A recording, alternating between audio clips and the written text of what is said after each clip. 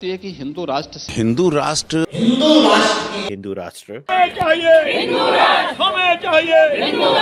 अक्सर आप news channels, newspapers, social media या फिर रैलियों या धर्म संसद में भारत को हिंदू राष्ट्र बनाने की मांग सुनते होंगे। लेकिन दिल्ली से 17,000 किलोमीटर दूर बैठे एक आदमी का दावा है कि उसने एक नया देश बसाया है जो पूरी तरह से हिंदू राष्ट्र है। इसका नाम है यूनाइटेड स्टेट्स ऑफ कैलासा। अब तक आपने यूनाइटेड स्टेट्स ऑफ अमेरिका सुना होगा, लेकिन ये नया यूनाइटेड स्टेट्स है। इसे बसाया है एक भारतीय ने, जिस पर भारत में रेप और किडनैपिंग के गंभीर आरोप हैं। आप ये जानकर हैरान रह जाएंगे कि इस हिंदू राष्ट्र की अपनी एक राजधानी है, अपना संविधान है, अपना प्रधानमंत्री है, इस देश को चलाने के लिए पूरा का पूरा मंत्रिमंडल है। इस कथित देश की अमेरिका से दूरी करीब 4,500 किलोमीटर है। कुछ समय पहले तो इसने दावा किया कि अमेरिका ने इसे मान्यता दे दी, लेकिन कुछ दिन पहले ही अमेरिका ने इस दावे को खारिज कर दिया। कुछ समय पहले तक दुनिया में नेपाल इकलौता हिंदू राष्ट्र हुआ करता था, लेकिन 2008 में नेपाल को भी सेक्युलर देश घोषित कर दिया गया। यानी 2008 के बाद से दुनिया में कोई देश ऐसा नहीं है जो हिंदू राष्ट्र हो, लेकिन यूनाइटेड स्टेट्स ऑफ कैलासा नया कथित हिंदू राष्ट्र है। इस देश का अपना बैंक है, अपने नोट हैं, ये देश वीजा जारी करता है, इसका अपना पासपोर्ट है, ये दावा करता है कि 150 देशों में इसके राजदूत हैं। मतलब एक राष्ट्र के लिए जितनी बातें जरूरी हो सकती हैं वो सब है। अब आप समझिए कि ये कथित देश जिसका नाम यूनाइटेड स्टेट्स ऑफ कैलासा है वो चर्चा में क्यों है। कुछ दिन पहले अमेरिका में UN committee of economic, social and cultural rights की बैठक हुई। इस बैठक में इस कथित हिंदू राष्ट्र के कुछ लोग मौजूद थे। ये लोग भगवा कपड़ों में, गले में रुद्राक्ष की माला, माथे पर चंदन और गणेश जी की मूर्ति के साथ उस बैठक में पहुंचे थे। इनकी अगुवाई कर रही थी विजय प्रिया, जो अमेरिका में रहती हैं और दावा है कि ये यूएन में कैलासा की स्थायी प्रतिनिधि हैं, यानी एक तरह से राजदूत हैं। विजय प्रिया ने यूएन की इस बैठक में दावा किया कि यूनाइटेड स्टेट ऑफ कैलासा दुनिया का एकमात्र हिंदू राष्ट्र है और भारत इस हिंदू राष्ट्र के निर्माता और बहुत बड़े संत नित्यानंद को परेशान करता है। इन बातों से चर्चा में आए इस देश जिसका नाम कैलासा है के बारे में हर कोई जानना चाहता है। ये देश कहाँ है, कैसा है, कब बना, किसने बनाया? तो अब हम आपको इसकी पूरी कहानी बताते हैं। ये कहानी शुरू होती है 1970 के दशक से। तमिलनाडु के थिरुनामलई के रहने वाले राजशेखर ने दावा किया कि उसे 12 साल की उम्र में आध्यात्मिक ज्ञान प्राप्त हो गया और वो दुनिया को रास्ता दिखाएगा। राजशेखर ने अपनी पुरानी पहचान त्याग दी और नया नाम रखा स्वामी नित्यानंद। साल 2010 में नित्यानंद का एक वीडियो लीक हुआ जिसमें बाबा नित्यानंद साउथ की एक मशहूर अभिनेत्री के साथ आपत्तिजनक हालत में दिखाई दिए। इस मामले में बाबा के ऊपर केस भी दर्ज हुआ, लेकिन गिरफ्तारी के डर से वो फरार हो गया। कुछ समय बाद ही बाबा को कर्नाटक पुलिस ने हिमाचल प्रदेश के सोलन से पकड़ा।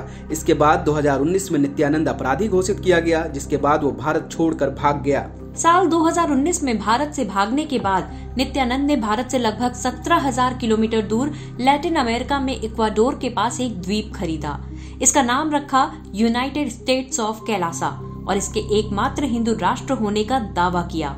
ये भी दावा किया गया कि कैलासा बिना सरहदों वाला एक मुल्क है। इसे दुनिया भर के उन हिंदुओं के लिए बनाया गया जिन्हें अपने ही देश में बेदखल कर दिया गया, उन्हें हिंदू धर्म का पालन नहीं करने दिया जाता। इन्हीं बातों के आधार पर एक कथित हिंदू राष्ट्र के बारे में दुनिया को पहली बार पता चला।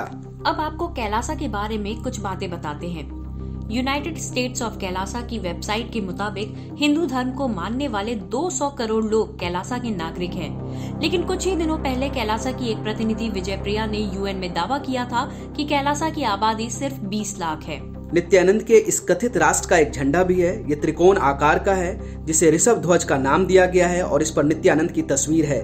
नित्यानंद खुद को इस देश का प्रधानमंत्री भी बताता है। इतना ही नहीं, कैलासा की अपनी वेबसाइट के साथ साथ विकिपीडिया भी है, जिसमें नित्यानंद के नाम का अपना पेज है। नाम है नित्यानंद पीडिया। यहाँ अंग्रेजी, संस्कृत और तमिल भाषा बोली जाती है। नित्यानंद ने कमल को कैलासा के राष्ट्रीय फूल का दर्जा दिया है। कैलासा का राष्ट्रीय पशु नंदी और राष्ट्रीय पेड़ के तौर पर बरगद की तस्वीर लगाई गई है। नित्यानंद की कहानी सिर्फ इतनी ही नहीं है, वो हिंदू धर्म के नाम पर लोगों को नागरिकता बांट रहा है। सनातन के नाम पर अपने देश की सदस्यता लेने के लिए लालच दे रहा है। कैलासा की ओर से ई सिटीजन कार्ड जारी किया गया है, जो देखने में भारत के आधार कार्ड की तरह है।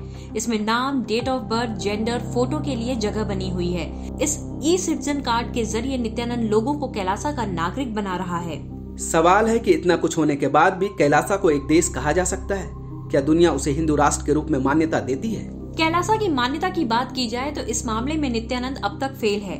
समय समय पर वो और उसके प्रतिनिधि सोशल मीडिया पर ये दावा करते हैं कि देश के रूप में कैलासा अलग अलग कार्यक्रमों में शामिल हो रहा है, लेकिन अब तक संयुक्त राष्ट्र ने कैलासा को मान्यता नहीं दी है। दरअसल सिर्फ दावा करने से कोई जगह देश नहीं बन जाती। देश की मान्यता पाने के लिए भी कुछ नियम हैं। 1993 के मॉन्टेविडियो कन्वेंशन के मुताबिक किसी देश को तभी मान्यता मिलती है जब वहाँ स्थायी आबादी हो, एक सरकार हो और अन्य देशों के साथ संबंध रखने की क्षमता भी होनी चाहिए।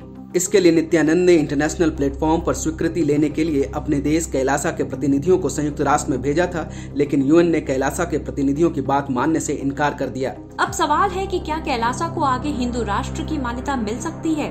वैसे तो नित्यानंद कोशिश कर रहा है, लेकिन फिलहाल कैलासा को देश का दर्जा नहीं मिलता दिख रहा है। ऐसे में अगर किसी देश को मान्यता नहीं मिलती है तो उसे माइक्रोनेशन यानी सूक्ष्म देश कहा जाता है।